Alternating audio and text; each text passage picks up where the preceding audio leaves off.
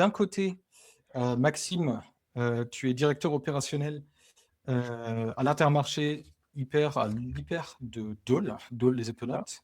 Tu vas nous parler un petit peu de ton retour d'expérience, que tu as vu, fonctionner, pourquoi vous avez choisi une IA, à quels besoins ça répondait et puis on va parler un petit peu des réactions et des meilleures pratiques, après quelques mois déjà ou de nombreux mois, ouais. où la solution est mise en place. Et Quentin, chez nous, s'occupe entre autres des lancements, donc directeur opérationnel en France. Donc, bonjour.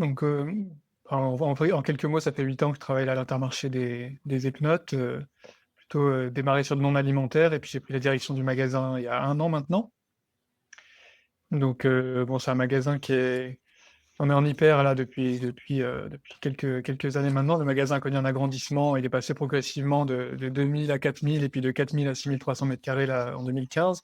Et l'année dernière, on a fait un remodeling complet du magasin qui était, lancé notamment, vis-à-vis de notre système froid qui devait être renouvelé.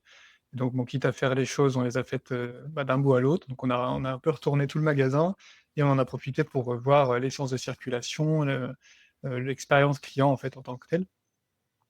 Donc ça a eu, bon, ça il y a eu du mouvement, comme on dit, l'année dernière, hein, donc ça a bien évolué. C'est un magasin qui est dans une zone de chalandise. On est sur 3 hyper, on est avec un Leclerc et un Carrefour, anciennement Cora. Donc on est surtout, challengé par notre Leclerc le Leclerc qui est pas un leader historique de la zone. Le leader historique sur notre zone, c'est l'Intermarché, mais qui est un très bon challenger. Et donc on a plein de choses à travailler au quotidien pour rester, au meilleur prix, vis-à-vis d'un concurrent agressif en prix, connu pour ça, et en fraîcheur produit, Mmh. en qualité. Et donc on a un rayon fruits et légumes là-dessus qui est un gros rayon qui fait un peu plus, en effet, 2,5 millions à l'année, qui est aussi très plébiscité sur notre drive. Et heu et voilà, donc pas mal de marchandises, beaucoup de volume. C'est un avantage et un inconvénient, hein. Ça permet d'écouler la marchandise rapidement et en même temps, quand on tombe, et qu'on fait une mauvaise commande, elle est conséquente. Oui. Donc on peut tomber fort. Donc voilà, beaucoup d'enjeux, beaucoup de tous les enjeux dont tu as parlé tout à l'heure, hein, de turnover, que ça c'est arrivé, pas mal de turnover, c'est arrivé également, pas mal de difficultés à commander le juste volume de marchandises. Le rôle du rayon frais, il est central, clairement, il est central chez nous et je pense que dans beaucoup d'hyper maintenant, c'est le cas. Il était déjà central avant travaux, il a été encore c'est le produit frais qui a été agrandi, on n'a pas changé de surface, mais le produit frais a été agrandi, vis-à-vis du non alimentaire notamment. Bah, la problématique de départ, c'est, l'aspect un petit peu, aléatoire qu'il y avait dans notre prise de commande. On a, comme je vous l'ai dit, l'avantage et l'inconvénient d'avoir des bonnes rotations, et donc ça veut dire quand on commande beaucoup de marchandises, et il y avait beaucoup les commandes dans la semaine étaient assez irrégulières, heu, ça chargeait très fort d'un coup, on avait des belles masses et puis en fait on perdait un peu en fraîcheur produit, on arrivait un peu à de la casse. Des fois on n'avait pas assez parce que finalement un coup on avait de trop donc on était plus prudent. Enfin, on n'avait pas la juste commande et surtout on a beaucoup eu d'indicateurs, changeants de la consommation. La météo change, les prix aussi ont beaucoup changé et sont très variables, et donc on a très peu de lisibilité. En tout cas, on a beaucoup de mal à avoir une lisibilité, j'allais dire informatique, de ce qui se passe, c'est-à-dire, pourquoi on vend beaucoup et pourquoi on vend moins d'une période à l'autre. Et Mmh. c'est une information qu'on a, mais c'est une information qui, demande du temps, quoi, qui demande du temps à être analysée. Donc en rayon, c'était un petit peu plus aléatoire.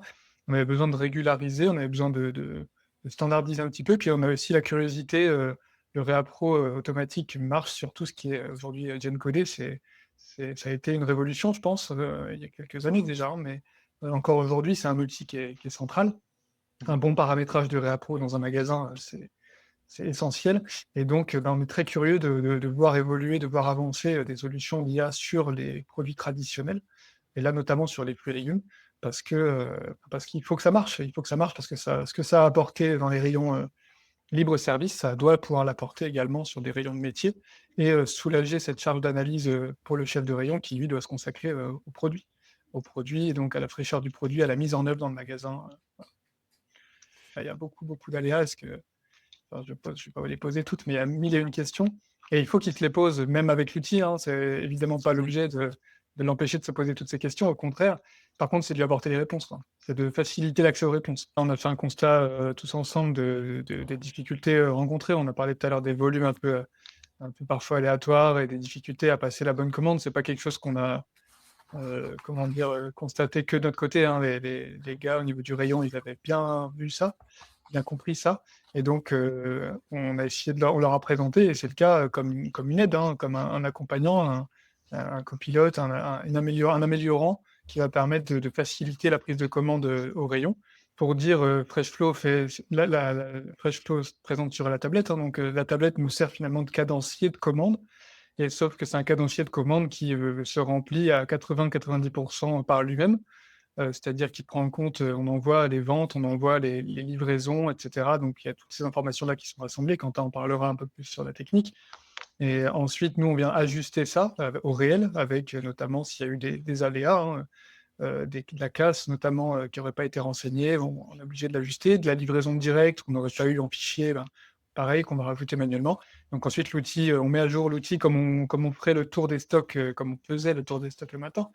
Le tour des rayons et le tour des palettes de stock, avant livraison et ensuite on met notre livraison. Derrière, on sait ce qui reste à commander pour le lendemain. En tout cas, l'outil nous fait une proposition. Donc voilà comment c'est géré, aujourd'hui. Mais ça oblige, en tout cas, c'est ce que ça a fait chez nous, c'est que ça a obligé à avoir plus de rigueur dans la tenue du cadencier, quoi. Ouais, et Quentin, tu peux nous parler un petit peu de l'aspect technique qu'il y a derrière pour alimenter le modèle et pour donner les bonnes prévisions, du coup? Ouais, en fait, la base, hein, ça va être toujours être les achats, les ventes, et la casse, même si c'est généralement beaucoup plus compliqué pour les fruits et légumes et notamment comme ça a été, posé comme question sur le vrac, peut-être, un peu plus particulier. Hem, on a cette base-là qui va tourner, qui va être, nettoyée au fur et à mesure, mais on va aussi avoir des alertes, quand on voit des choses qui sont incohérentes. Et plutôt que de les deviner, c'est là on va interpeller l'utilisateur pour qu'il vienne contrôler, pour se dire que bah, mon stock il est fiable à 80-90%, 95 et que il y a certains articles qu'il faut contrôler. Euh, et, et en effet, l'idée n'est pas de se dire bon bah le stock n'existe plus parce qu'il y a une analytique qui fait tout, mais c'est le bon équilibre entre je suis aidé, mais je continue quand même à y jeter un coup d'œil. L'idée aussi, d'avoir un stock qui est toujours plus vite et qui a tout tendance à diminuer. Donc, euh, il doit prendre de moins en moins de temps à gérer et à suivre au fur et à mesure du temps. Pour l'instant, on a fait, depuis mai dernier, on travaille ensemble depuis mai dernier, hein, donc on a quelques mois derrière nous, mais très peu de mois d'exploitation, sans travaux. Donc en fait, on a déjà eu, on a fait tous les chantiers en parallèle, hein, un chantier réel physique et un chantier, j'allais dire organisationnel un petit peu sur des fruits et légumes. Donc déjà, l'outil nous a permis d'accompagner un petit peu ça, d'accompagner le changement.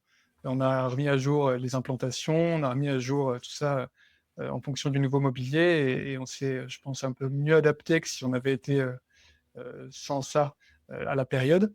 On essaie d'avoir une réserve, beaucoup plus clean, beaucoup plus nettoyée et vide, hein, ou en tout cas, avec le bon niveau de stock, hein. Vide n'est pas forcément l'objectif, mais plutôt le bon niveau de stock pour éviter, la rupture et en même temps garder une fraîcheur, au produit. Donc ce qu'on observe, c'est ça et ce qu'on observe aussi, c'est que, bah, plusieurs gars de l'équipe peuvent faire la commande, en l'absence les uns des autres, parce qu'ils ont une base de travail et on a aussi cette sécurité-là finalement, c'est qu'on a un historique qui se construit tout seul, qui est nourri au fur et à mesure.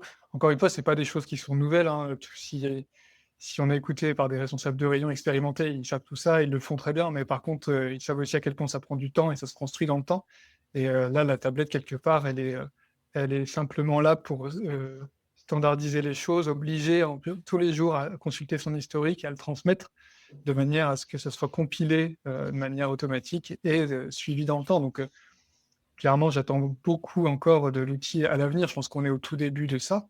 Merci pour l'invitation, avec plaisir. Merci messieurs, bonne journée à tous ceux qui nous ont écoutés, puis tous ceux qui nous écoutent ou nous regardent par la suite. Bonjour, au revoir, et puis à très bientôt. Merci messieurs.